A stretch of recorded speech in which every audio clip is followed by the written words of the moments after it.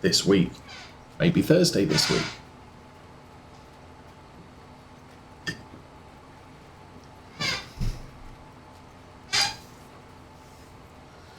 Now we also bought ourselves a laser engraver cutter. And okay, advanced warning, figure out where you are going to put your fancy piece of equipment and figure out if it needs to be plugged into a computer when it's being used. Now most modern printers, you can buy a printer. I can put my printer anywhere in the house because it has a Ethernet connector and it has Wi-Fi. So it's Wi-Fi'd into our home network, not an issue. And every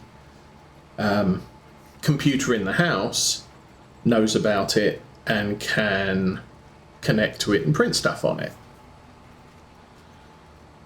And there's other things that have wireless or Ethernet connections for that sort of stuff.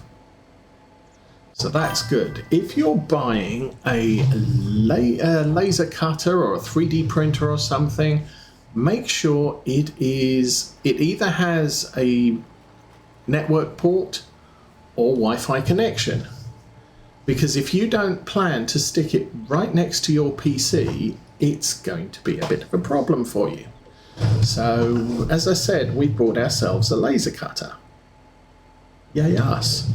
Unfortunately, it does not have any of those capabilities, so I am either going to need to buy a 20-foot long USB cable, or clear off a lot of space and buy tables and goodness knows what else, so I can actually position it next to all the computers that we have. Because we weren't planning on putting it in the office, especially not since I work. I don't need the laser cutter running while I'm working, because I'm sure it'll make a noise. So yeah, there's that. At least if it had network capability, even if it was just an Ethernet port and not necessarily Wi-Fi, I would be able to run a cable from the office through the basement to the bedroom where the laser cutter is and run it there, or across to the original idea was Mrs. Osa's craft room.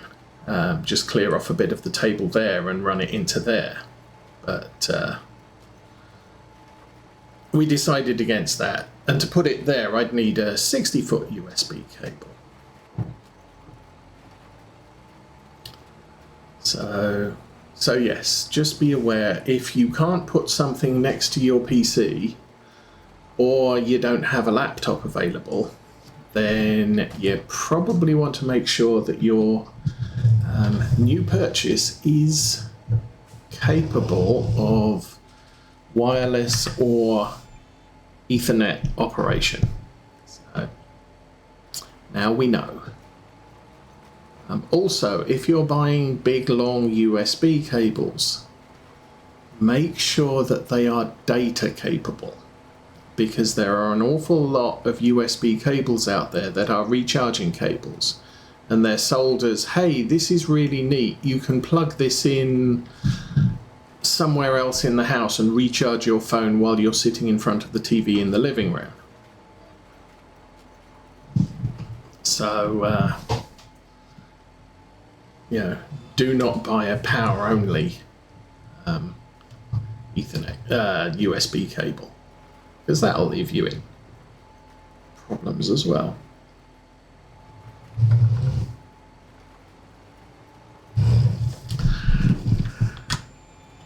But the laser cutter we bought is an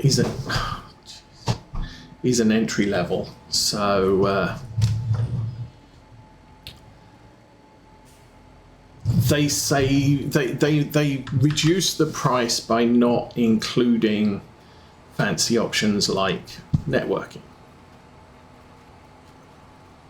The other problem is you can't install the laser software on your PC unless the laser cutter is attached. And that's a problem. So either we would have to bring the laser cutter temporarily into the office, stick it on the floor. What the heck is going on there? That's weird. Stick it on the floor and then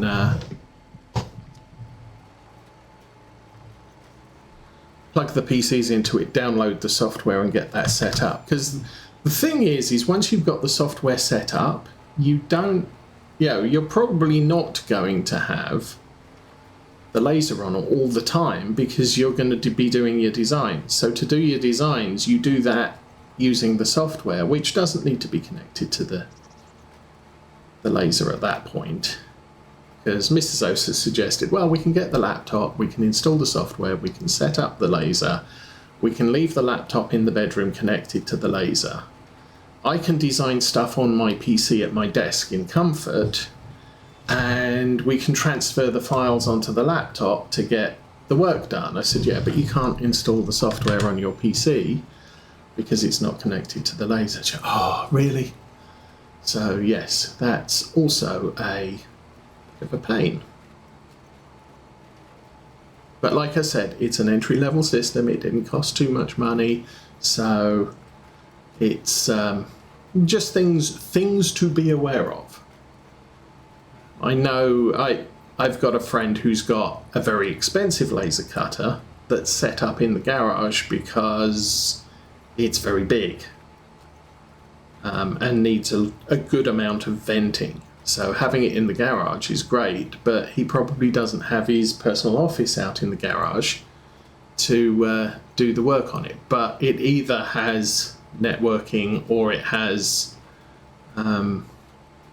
the ability to load files into it without having a PC attached. At least I assume it does. All right. And we'll get that bit there done.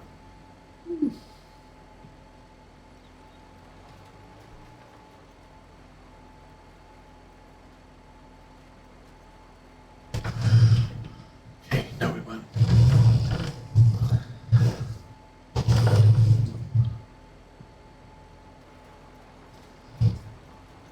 Okay, that's done. Let's fold that up. So, one field down. And 9:30. I still haven't looked at when the weather's due. Because why would I? I'm going to park. Actually, I can take this out. I will leave that. Well, no, I won't leave that. I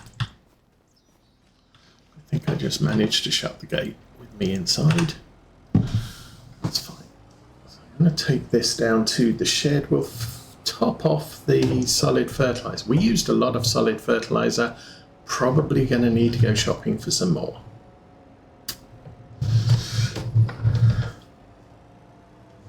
We don't have a lot of solid fertilizer left. That full, that's 750.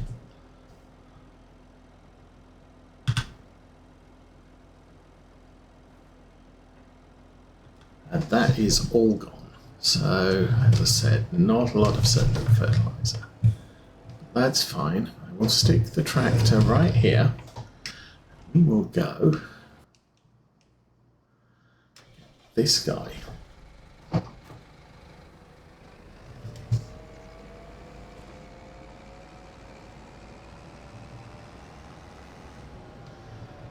Okay.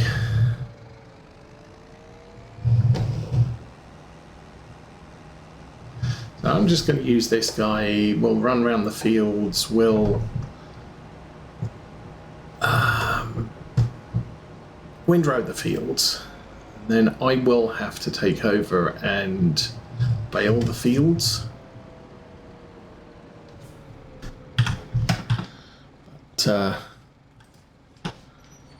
don't have too much of a thing we have to do here.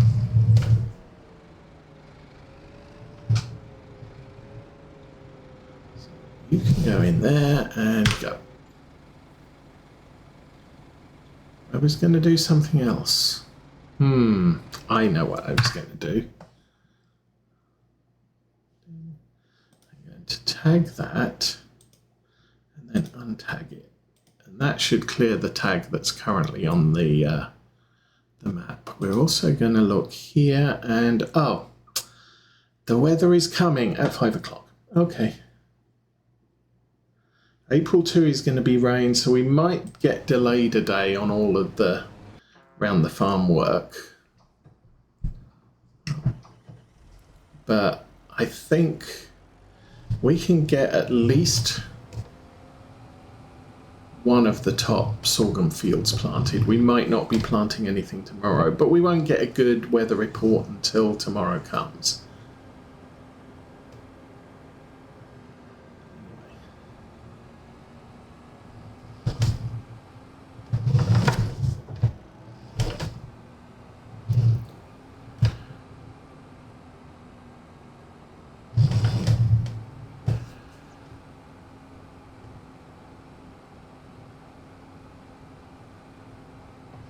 I think, for now, Farming Simulator 25, the workers are much more capable than they have been game release on previous versions of the game, which is why I'm not too as much mindful about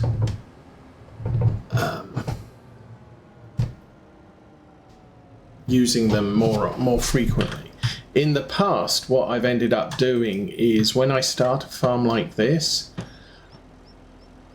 I have one tractor. We're going to do every single job with that one tractor because, one, when you start up, it's kind of difficult to afford multiple tractors, and two, the workers are just brain dead. So it's just easier to... it's just easier to do all the work yourself and build the farm up. Then by the time I've got the farm built up, I can load courseplay, and courseplay workers are so much better.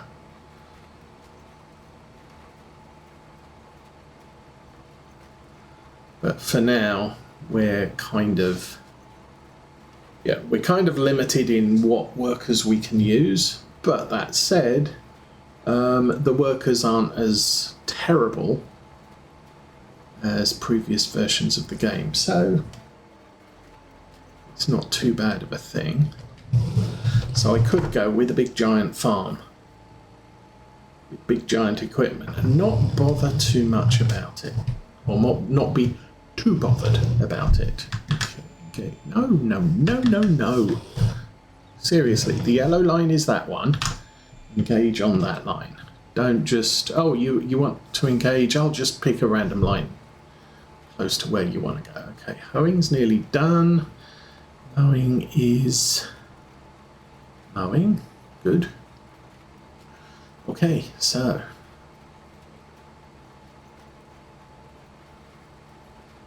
for this field, I may do alternate rows across the field and back again. Sometimes it's just easier that way. Okay, that'll work.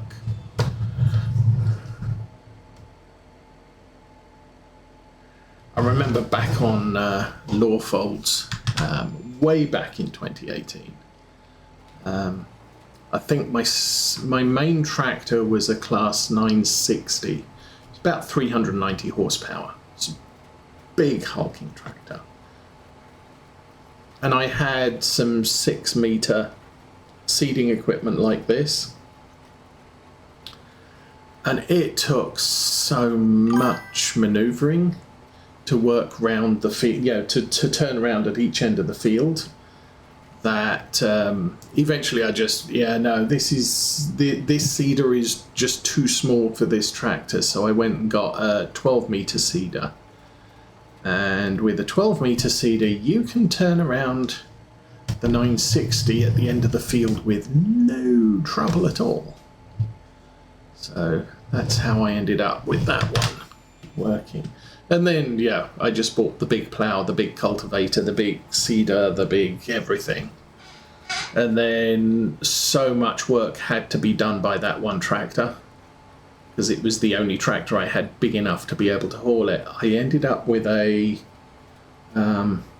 it was a mod for the Fendt 1000, or it might have been an Agco 1000, which came with Fendt colours or Challenger colours. So I bought it in Challenger colours because that was fairly unique, and ran the Challenger tractor, which had, and within 5-10 horsepower of the of the class. And then finally, the work got so heavy, I was buying, I had 2 cultivators, 2 seeders, 2 ploughs, and it was just, there's too much work for 2 tractors to do. So I ended up buying a 3rd big tractor and going for the class again. But the ability to just be able to turn around at the end of the field, do that, and off we go. Now, that was back in the days when I had to eyeball everything because we didn't have GPS or guidance. It took me an age to decide to download the mod for GPS. But eventually I did it, and that made things a lot easier. But this is easy because I'm not wasting rows, if you like. The problem is if you do it by eye, you're probably not going to get a precise line. So you would turn around, you would look here and say, oh, this is approximately. Well, if I do it here, I'm going to end up with a gap on a tiny gap on the left. And if I do it too far to the left, I'm going over parts of the field that I've already planted. Now, back in Farm Sim 17 days and Farm Sim 19 days, if you go over the field that you've already planted, it'll use more seed and more fertilizer. It'll just do all the things and waste all the things you're putting in the ground. Whereas if you can get it as precise as possible, you get a very efficient planting. Now, I think it was Farm Sim 22, it stopped planting where you'd already planted if you were planting the same crop that was there. So I'm planting sorghum. I could, get to the end. I could come up here, and if I lined up on a row like this, it would use half of the seed because half of the field is already planted with what I want in it. If I changed the seed and I was using a direct drill and I had barley in the field, I could rip up the barley and lay wheat on top of it, and it would do that. Oh, why is it raining already? It wasn't supposed to be raining. Is that rain? That is rain. Hang on. Dude. Where'd that come from? Oh, I was looking over here. That's 4 o'clock in the morning. Okay. Well, I guess it's going to rain till... And that might mean the weather report or the weather prediction says it's going to rain on... rain on April 2. But if it's raining from 4 till 8, then we may end up with a dry day. That's the rain for that day. We'll see as we get there. Rain is getting pretty hard.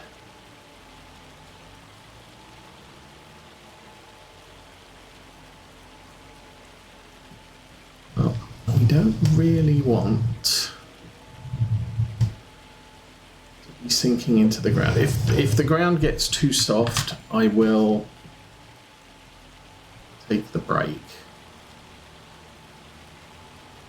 Obviously, the grass mowing is a thing.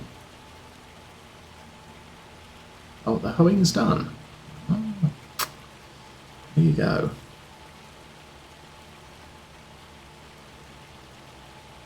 this is not a significant amount of rain. It's a very light. I guess the question is how deeply is it soaking into the ground to make ruts? But at the moment we seem to be floating on the surface of the soil, so not going to be too worried right this minute. How's the wheels are getting a little bit clogged up with mud. Tyres are.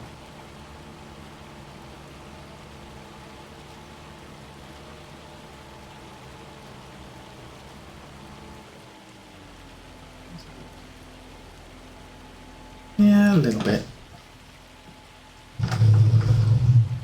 Oh, went way past there.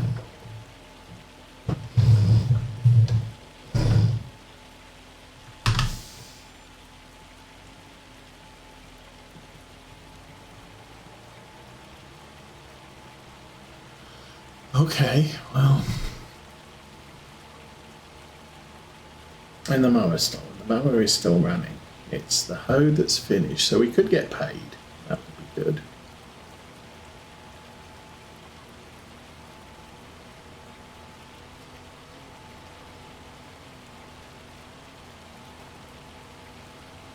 And we won't need to be doing any weedings. Yeah. Now I think I can actually come out and spray the field.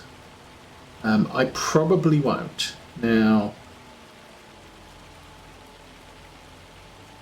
the reason for that, we're putting fertilizer in the ground while we're planting, so that would be, and we're injecting it into the ground. So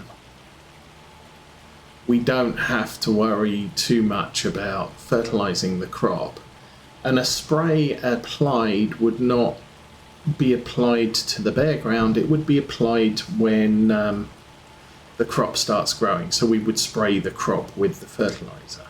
So we kind of need the crop to break out of the ground, which means I can't do that sort of spraying until May. So we won't be spraying the ground until May, and that'll give us our 2 stages of fertilization, and we'll be able to, yeah, that's the field work done. As far as weeding is concerned, theoretically I can drive over this field with a weeder, but you can't really see any weeds, and it's just a prong thing that strips the weeds out of the ground. So I tend to look at that and say I probably can't weed the field until you can actually see something for the prongs to grab onto and rip out of the ground, and not rip out the crop. So again, we're going to have to wait till the weeds pop, which is next month. But we can do the weeding. We can actually do the weeding with the Arian.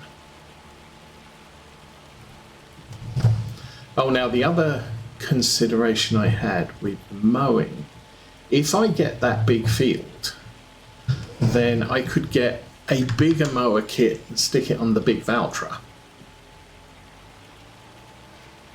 and cut that field in far less time than the Arian is capable of doing with the single rear mower. So, and then just leave the small field. We'll keep the small mower, we'll keep the small baler, and we'll just mow and bale grass to feed the sheep. That was my thoughts, and so we almost never cut those grass fields because it's just too much pain. And then I can use the Valtra to run out. We can mow with a double rear, single front. We can row it as we mow, and then all we have to do is come out with the baler wrapper and do that. Although, that said, we did a wrapping contract last time, and that big wrapper, I don't know, maybe I just haven't done much bale wrapping lately.